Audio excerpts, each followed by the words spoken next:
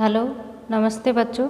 आज हम BA part 3 में अपना जो निबंध है भूमि को देवत्व प्रदान, डॉक्टर वासुदेव शरण अग्रवाल द्वारा रचित है।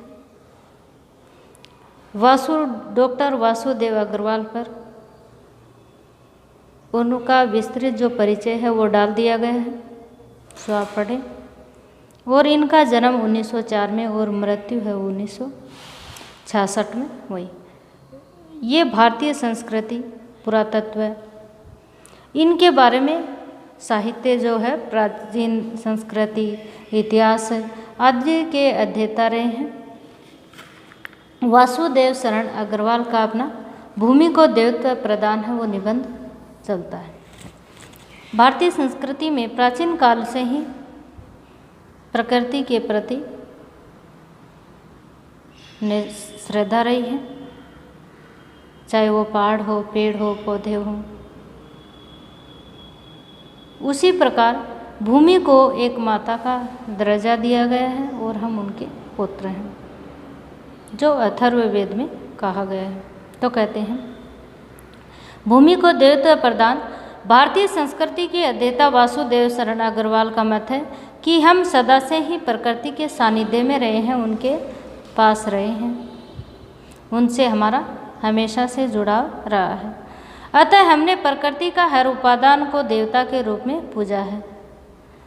हिमालय हमारे लिए एक महान देवता है और उससे निकलने वाली नदियां हैं गंगा, यमुना आदि सभी पाप का नाश करने वाली, ऐसा बताया गया है, जो धार्मिक मान्यता है। इनके किनारे अनेक तीर्थ बना दिए गए हैं। तीर्थों की छटा है वो भी रमणीय है, देखने योग्य है। इनका दृश्य है मनोरम है। वह प्रकृति के साथ तादात्म्य स्थापित करते हैं, हमें प्रकृति की ओर जोड़ना चाहते हैं कि प्रकृति से हमारा धार्मिक तरीके से जुड़ाव होगा तो हम उनको हानि नहीं पहुंचाएंगे और उनको आगे हमें बढ़ाने में हम पूरा सहयोग देंगे। और प्रकृति के प्रति हमारा दृष्टिकोण है, रवैया है, वो सही करने हेतु लेखक ने प्रयास किया है। तो कहते हैं भूमि को देवत्व प्रदान। वासुदेव शरण अग्रवाल निबंधकार हैं। प्रथम पंक्तियाँ ही हैं। माता भूमि पुत्रो अहम पृथ्वी, की पृथ्वी है वो हमारी माता है और हम उनके पुत्र हैं, ये अथर्ववेद में कहा गया। हमारे विशाल देश में हिमालय की अनंत हिमराशि में जिन वारी धाराओं को जन्म दिया है, हमारा जो देश है वो बहुत बड़ा है, विशाल है। और हिमालय में अनंत हिमराशि मतलब बर्फ से अनेक वारी धाराओं, अनेक नदियों, अनेक जल धाराओं से अनेक नदियों का जन्म देती है। इसमें उत्तर पथ को सींचने वाली गंगा, यमुना आदि नदियाँ जीवन की धमनियाँ की तरह हमारे ऐतिहासिक चेतना अवस्था की साक्षी रही हैं। उनकी गोद में हमारे पूर्वजों ने सभ्यता के प्रांगण में अनेक नए खेल खेले हैं। ऋषि मुनि हैं, पुरुष हैं, और जो ऐतिहासिक सभ्यताएं हैं उनसे भी पता चलता है कि जो प्राचीन समय के लोग हैं उनसे भी क्या होता था, तो उनका भी प्रकृति से जुड़ाव था। उनकी गोद में पूर्वजों के सभ्यता के प्रांगण मतलब आंगन में अनेक नए खेल खेले हैं। उनके तटों पर जीवन का जो प्रवाह है प्रचलित था, वह आज तक हमारे भूत और भावी जीवन को सींच रहा है। भारत माता और हम उनके पुत्र हैं, ये एक सच्चाई हमारे रोम रोम में बंधी हुई है, बसी हुई है।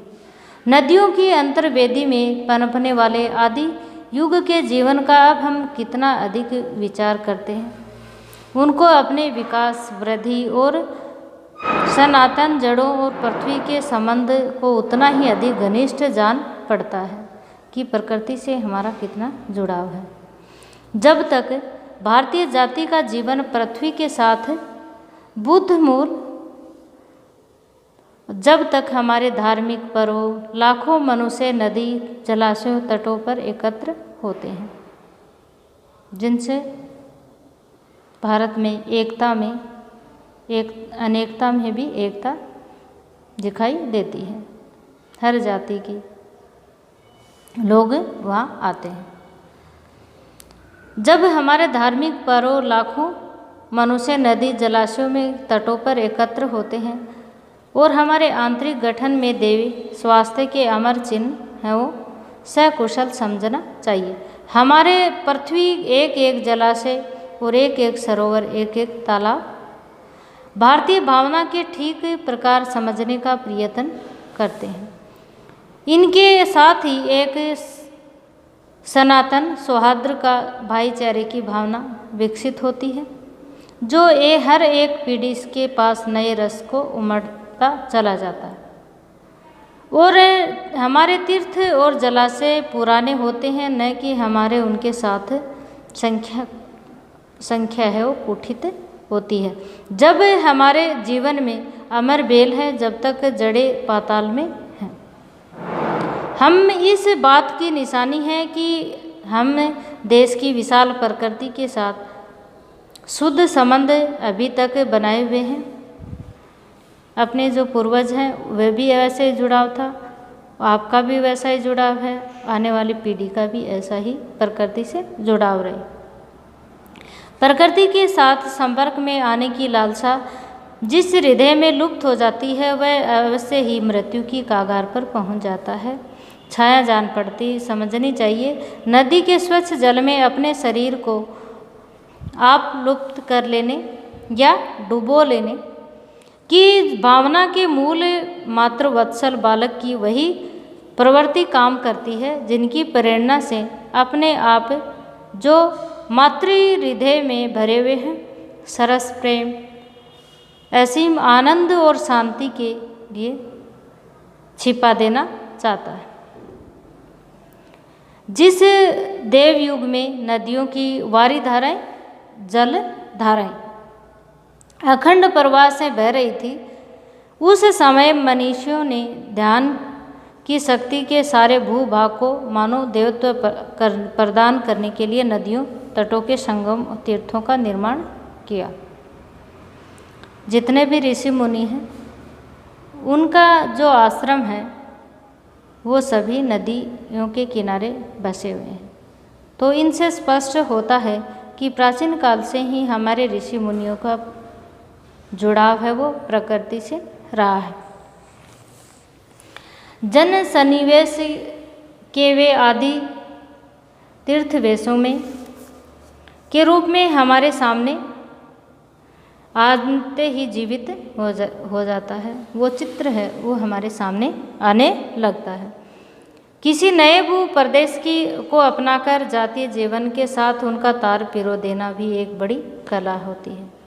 गंगा की अंतर्वेदी का अर्थ था बीच के स्थलों में खड़े होकर आधे जो अपने प्राचीन ऋषि हैं, ऋषियों ने विचार किया कि जिस प्रकार भूभाग के साथ अपनेपन का संबंध होता है,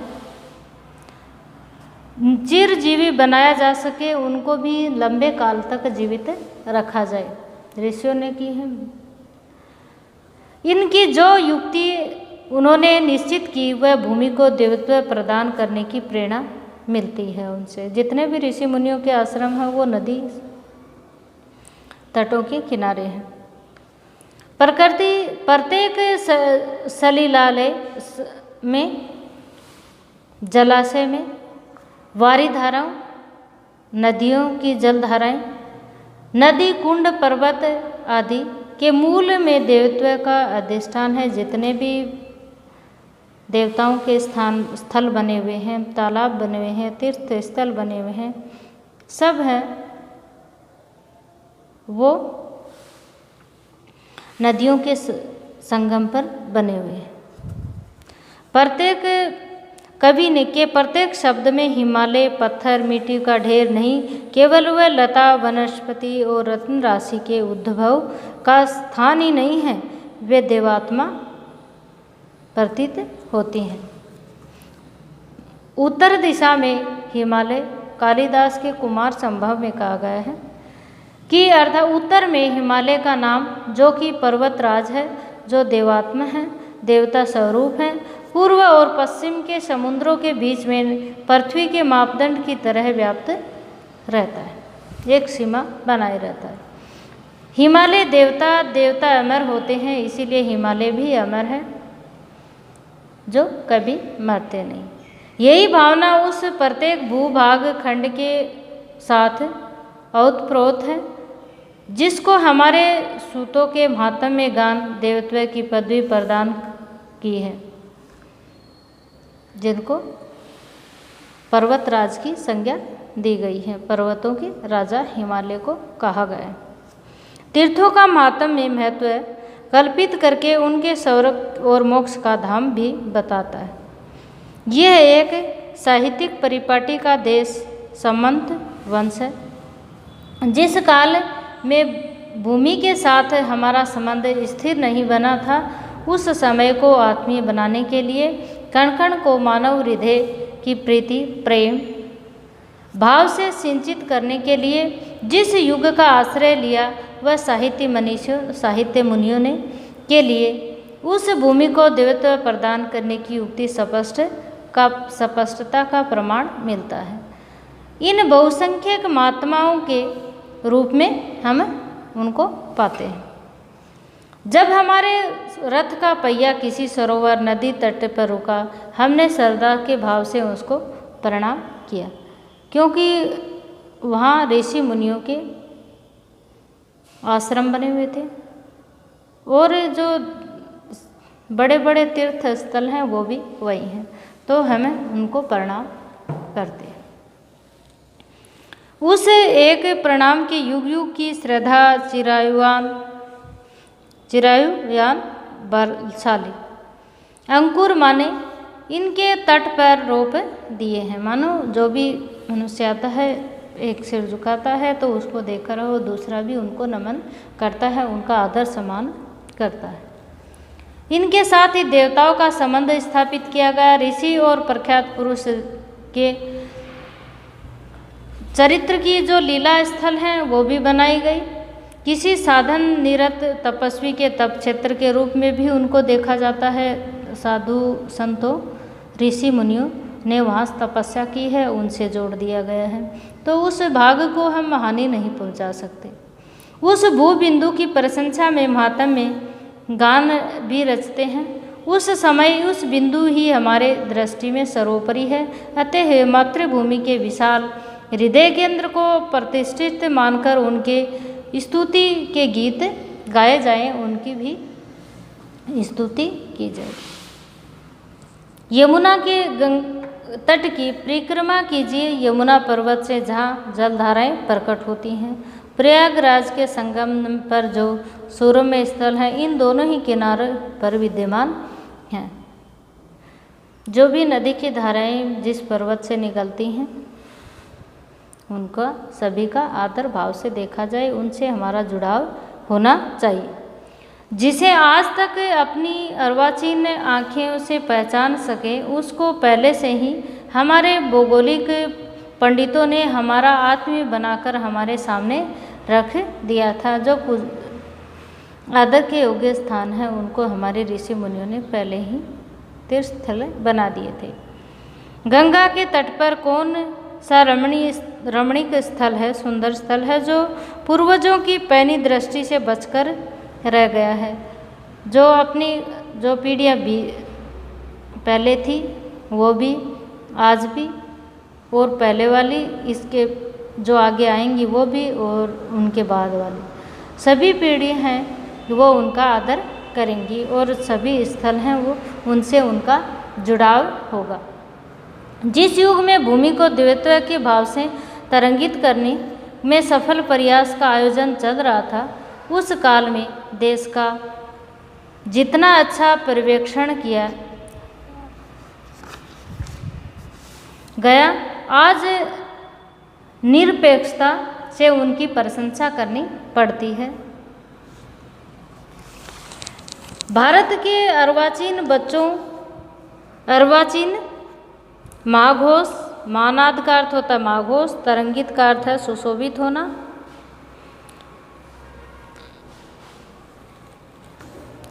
लेखक कहता है, आज मातृभूमि का हृदय हमको अपनी ओर अनिवार्य वेग से खींचता है। जो भी रमणीक स्थल होता है उनका खिंचाव अपने आप उसकी ओर होने लगता है। वो हमारा ध्यान है वो आकर्षित करती हैं और हम उनको हानि पहुंचाते से बच जाती है।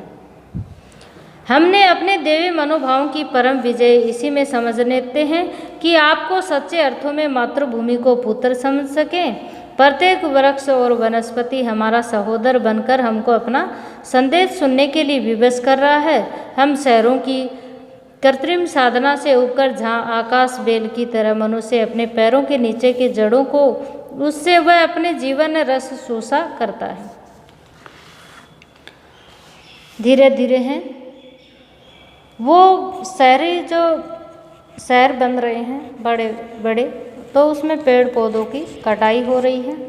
तो इसलिए लेखक कहना चाहता है कि हमें पेड़ पौधों को हानि न पहुंचाकर उनको हमें बचाने का, धरती को बचाने का पूरा प्रयास करना चाहिए। जहाँ आकाश बेल की तरह मनुष्य अपने पैरों के नीचे की जड़ों को जिसे अपना जीवन रस चूसा करता है उससे ही हाथों से काट डालता था, कि जो पेड़ पौधे हैं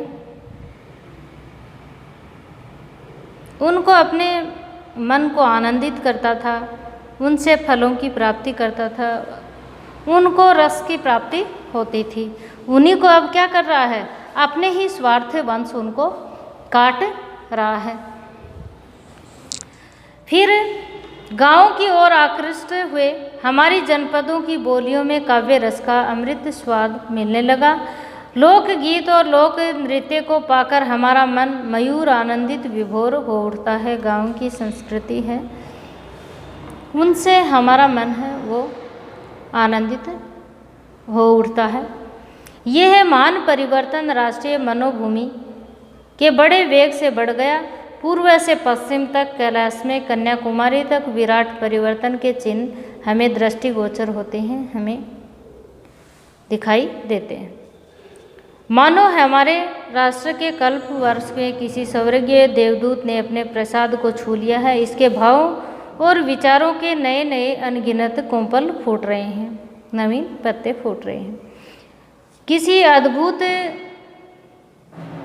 वायु के सबके कानों में एक ही मंत्र फूंक दिया, सबके हृदय में एक ही इच्छा, एक ही अभिलाषा होती है। फिर भी एक बार मातृभूमि के हृदय तत्सत सानिध्य प्राप्त करना है।